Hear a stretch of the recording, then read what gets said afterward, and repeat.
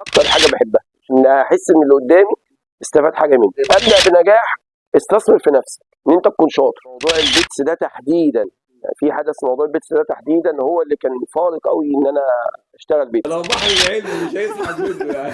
طلعت المفهوميه دي ولا ايه؟ بدات بقى من اول ما جات لي بطاقه الترشيح انزل بقى ادور على تدريب. كملنا يعني حضرتك ما وقفتش؟ لا ما وقفش، لان خبطه زي ديت خبطه صعبه وفلوس جدا. جامده.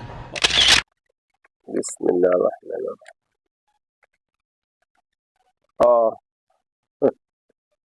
دي اثناء التخرج تدريب كتير، فتحت مشاريع، ربيت فراخ، عملت كذا حاجه بصراحه. في برضه موقف عجيب جدا، ده انا اعتبره بقى كرامه من كرامات صاحب الجاموسه الله يرحمه يعني. يقول لي والله انا كنت شغال رب والامور معايا كانت يعني حلاوه بالقشطه.